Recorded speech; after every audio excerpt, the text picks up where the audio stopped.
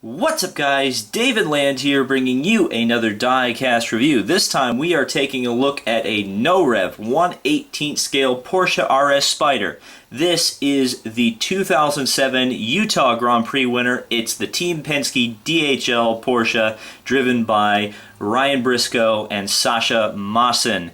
That car won overall at the Utah Grand Prix, beating the P2 or the P1 cars. It is a P2 prototype, and it's from the golden era of prototype racing in the United States, the American Le Mans series from about 2006 to about 2010. Beautiful, beautiful car. One of my personal favorite prototypes of all time, and I know after seeing the comments on Instagram when I posted that I had this car, a lot of your guys' favorite prototype as well.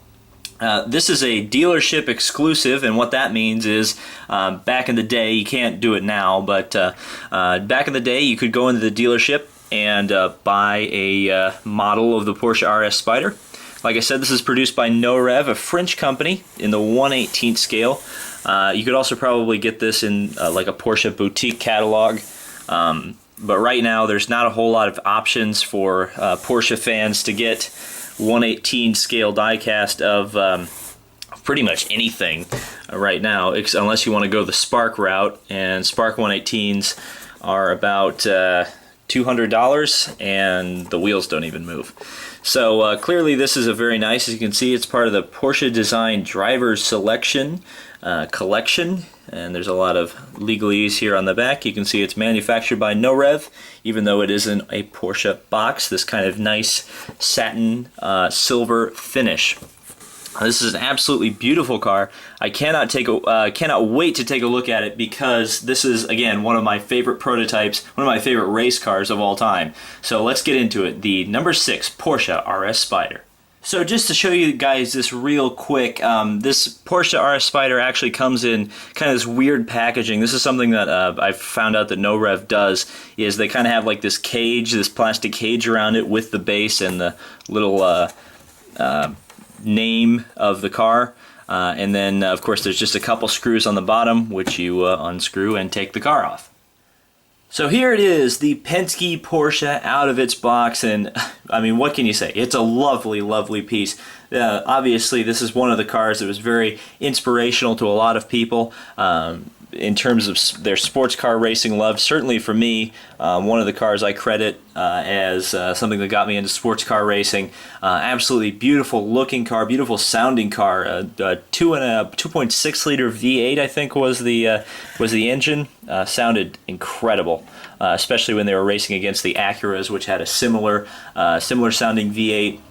Just music to your ears. Now, this car is actually the Evo 2 in 2006. In fact, 2005 was the debut of the Porsche RS Spyder in the hands of Team Penske with the DHL colors. But it was a little bit of a different looking car. It was it was kind of flatter and kind of much more squat look to it. It didn't look as muscular or refined as the Evo 2, which you're looking at now, does.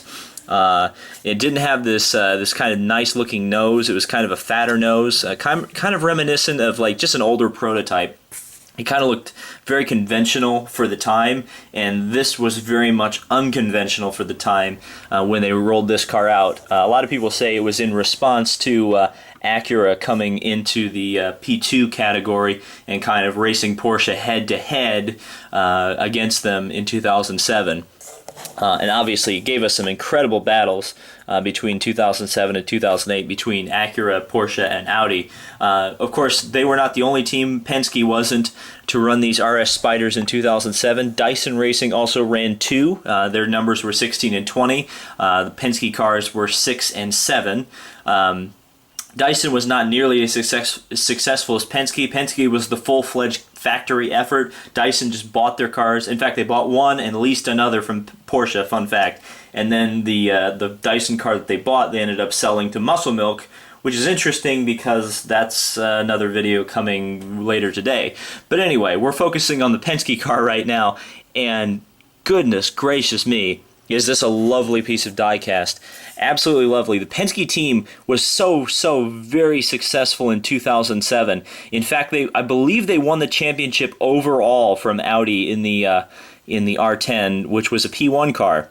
I think it's the only time in any kind of a sports car series where you've actually like awarded an overall champion, because it's almost always the top class. Well, a car from what was not considered the top class, I mean, in just the absolute most nitpicky sense of the word, you could pretty much guarantee that a Penske Porsche RS Spyder might as well have been considered a P1 car at that point. These cars were so fast, so well prepared.